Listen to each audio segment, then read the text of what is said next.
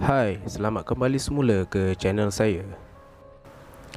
Hari ini saya akan berkongsikan kepada anda semua mengenai kerja-kerja pembersihan sebuah kereta yang telah saya terima daripada seorang pelanggan. Ini adalah keadaan asal sebelum kerja-kerja ataupun proses pembersihan dilakukan.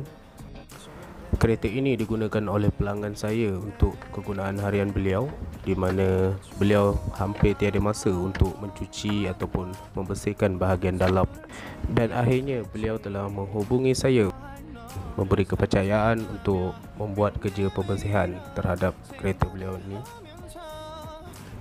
Dan seperti yang dapat dilihat, setelah seat dibuka, terdapat banyak sampah dan kotoran yang berada di bahagian bawah seat.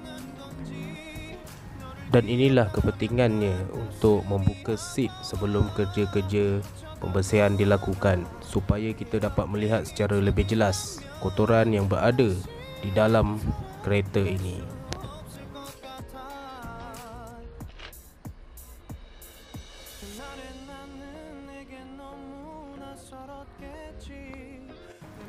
Saya bermula dengan mengutip ataupun mengumpulkan sampah-sampah yang bersaiz besar dan dikumpulkan di dalam satu plastik khas. Dan kerja-kerja pembersihan dimulakan dengan memvacuum keluar segala kotoran yang ada. Permukaan kapet kaki kereta ini dipenuhi dengan habuk-habuk dan juga pasir-pasir halus, di mana saya menggunakan kombinasi antara berus dan vacuum untuk menyedut keluar segala pasir dan habuk-habuk yang ada.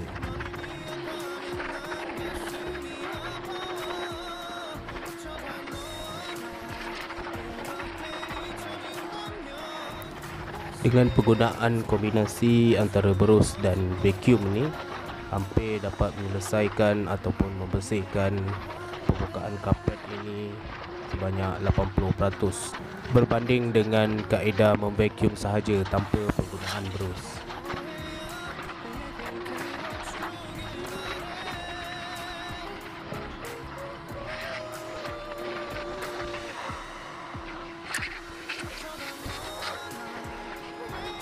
Jika ada antara kalian yang ingin mencuba sendiri kaedah ataupun cara pembersihan dalaman kereta, bolehlah menggunakan kaedah yang seperti saya lakukan ini, iaitu kombinasi di antara berus dan set vacuum. Walau bagaimanapun, jika ada kalian yang menggunakan kaedah lain untuk pembersihan kotoran seperti habuk di dalam kereta ini, bolehlah komen di ruangan komen di bawah untuk kita share segala pendapat dan teknik untuk pembersihan yang ada.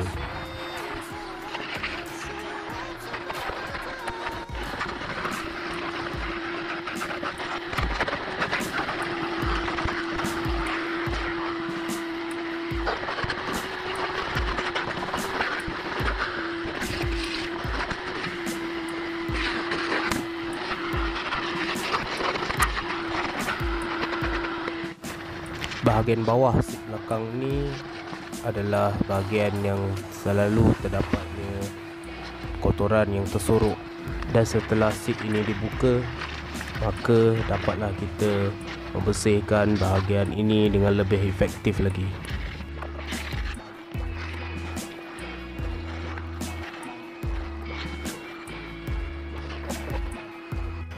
Permukaan seat yang telah dibuka dilakukan proses vacuum bagi mengeluarkan segala habuk yang ada pada permukaan seat tersebut.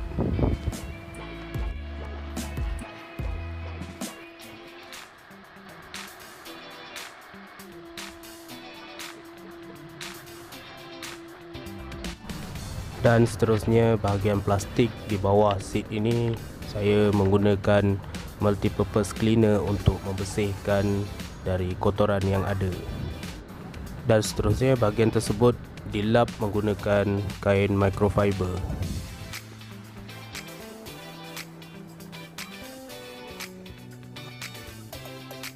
Cara saya untuk membersihkan bahagian ini adalah menggunakan berus yang lebih kecil supaya dapat membersihkan bahagian-bahagian yang terlindung yang ada pada seat ini.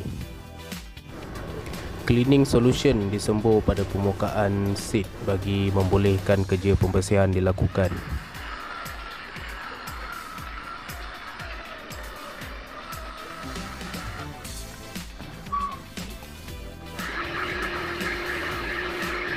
Saya menggunakan dua jenis berus, iaitu hand brush dan juga drill brush bagi membolehkan pembersihan dilakukan dengan lebih efektif.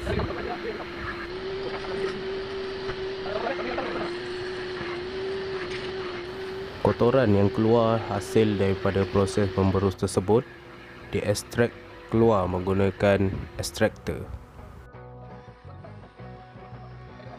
Untuk setiap bahagian seat ini, saya melakukan proses pembersihan sebanyak 3 fasa ataupun 3 kali proses pembersihan. Ianya adalah bertujuan untuk memastikan bahagian tersebut benar-benar bersih dan telah dicuci dengan sempurna.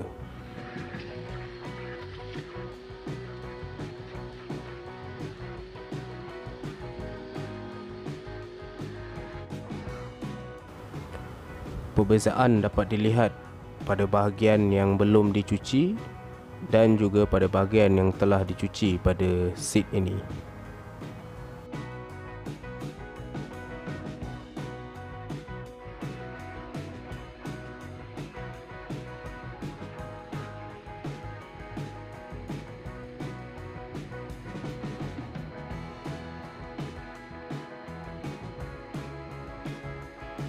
Seperti yang telah saya katakan sebelum ini, kombinasi di antara penggunaan berus tangan dan juga hand drill ini adalah amat efektif dan dapat menyelesaikan masalah kotoran pada seat ini hampir kepada 90%.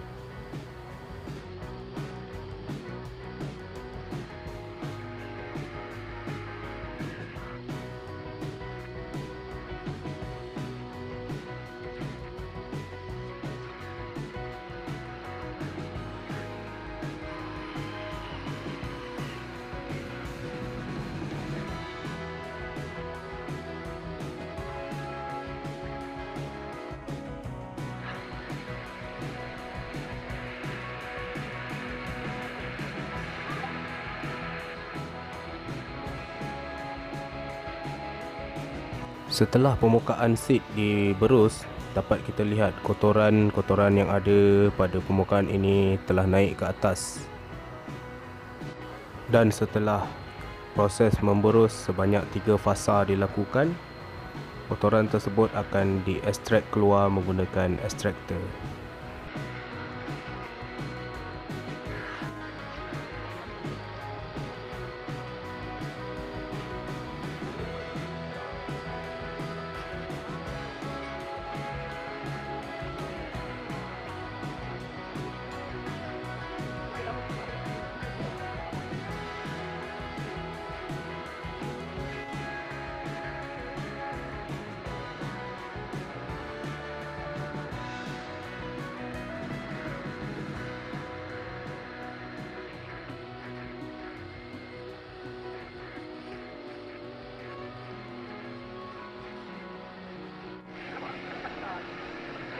Dan proses pembersihan dilakukan pada bahagian tempat duduk belakang ini.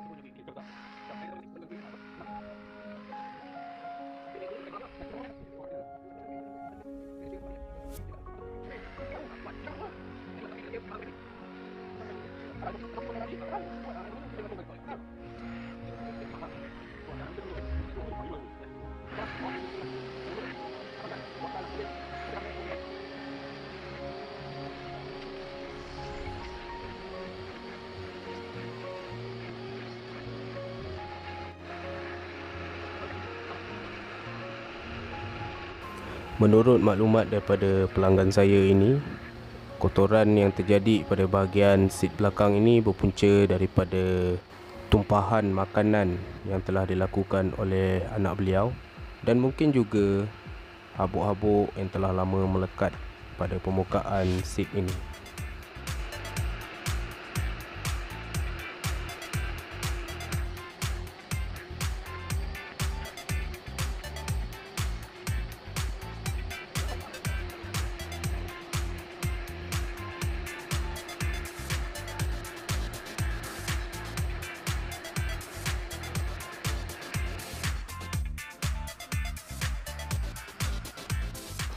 Bagi anda yang ingin mencuba sendiri untuk membuat kerja-kerja pembersihan pada seat, saya cadangkan untuk membeli jenis berus yang lembut supaya tidak merosakkan permukaan seat.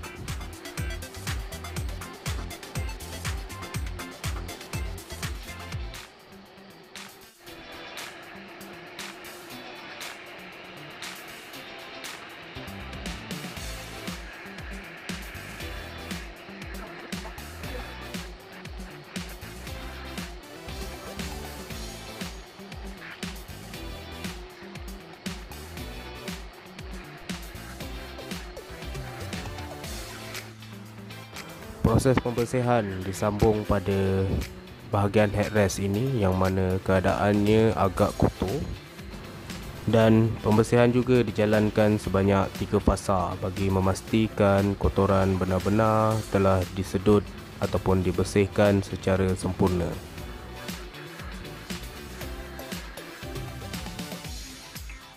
Setelah kesemua bahagian seat ini dicuci, seat ini dilakukan proses pengeringan, iaitu dengan menggunakan kaedah semula jadi, iaitu dijemur di bawah matahari.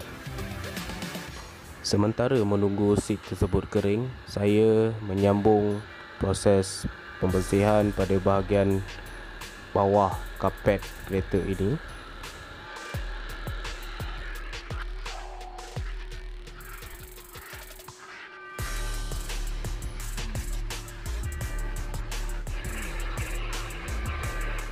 Setiap bahagian kapet ini dicuci, termasuklah bahagian sudut. Untuk bahagian sudut, saya menggunakan berus yang lebih kecil berbanding hand drill bagi memudahkan proses memberus dan membersih.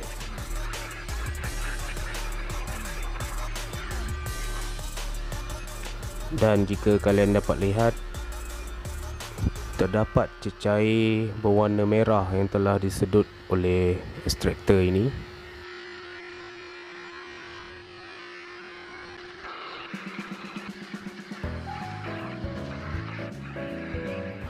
Untuk bahagian yang terdapat kotoran yang lebih, saya akan melakukan proses pembersihan sehingga 3 kali ataupun 3 fasa.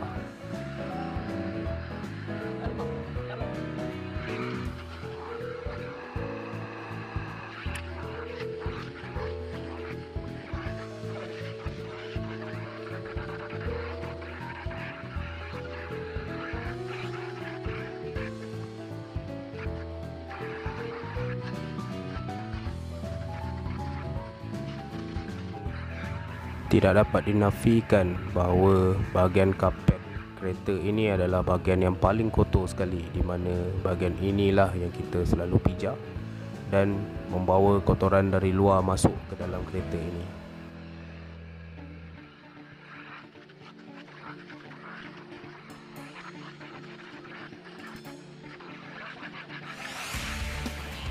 Walau bagaimanapun, saya tidak boleh menjanjikan keadaan kapet kereta anda akan berubah seperti baru setelah dicuci. Namun secara praktikalnya, kotoran akan dapat dihilangkan hampir 90% setelah melalui proses ini.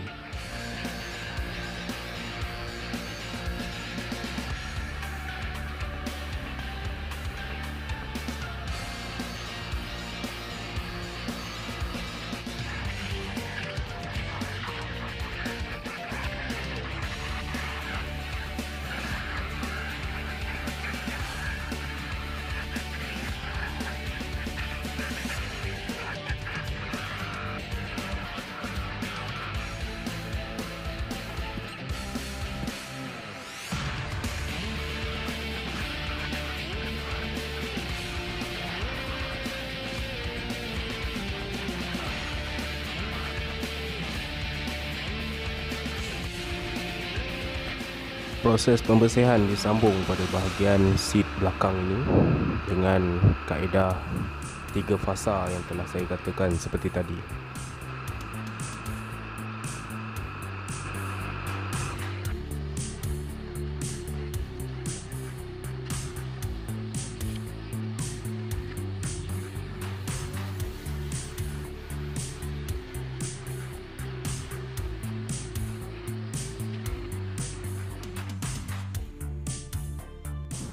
Dan inilah keadaan kapet kereta dan seat belakang yang telah dicuci.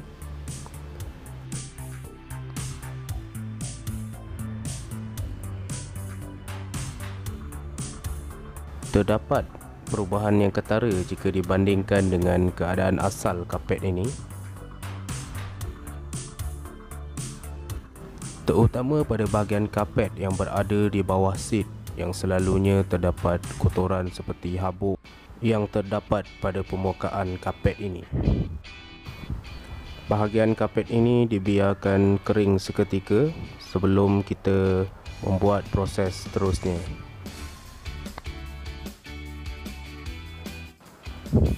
Saya menggunakan multipurpose cleaner untuk membersihkan bahagian panel tengah yang terdapat gear dan handbrake ini.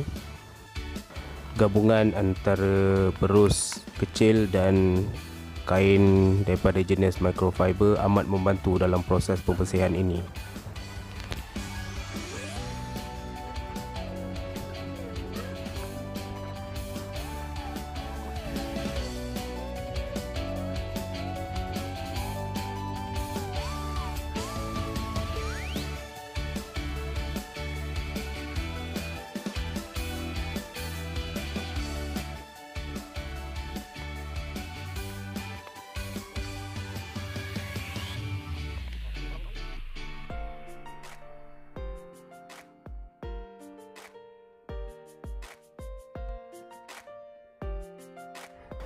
Dan beginilah keadaan panel tengah ini setelah dicuci.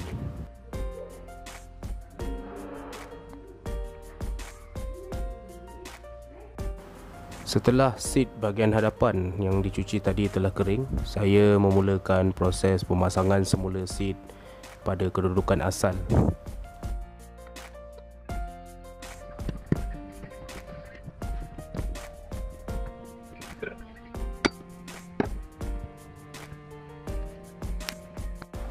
Proses memasang dan membuka seat ini perlu dilakukan secara berhati-hati agar tidak merosakkan bahagian lain di dalam kereta ini.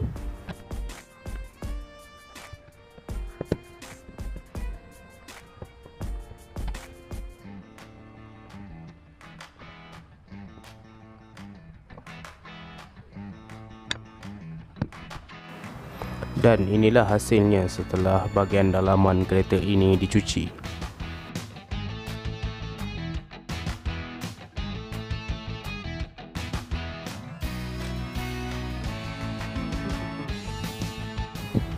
Bahagian dalaman yang pada asalnya kotor telah menjadi bersih dan seterusnya memberi keselesaan kepada pelanggan saya di dalam menggunakan kereta beliau untuk kegunaan sehari-hari.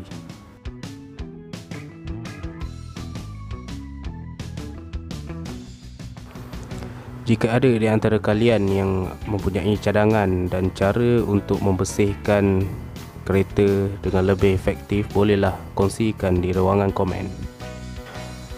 Semoga dengan perkongsian ini anda mendapat manfaat. Terima kasih kerana menonton.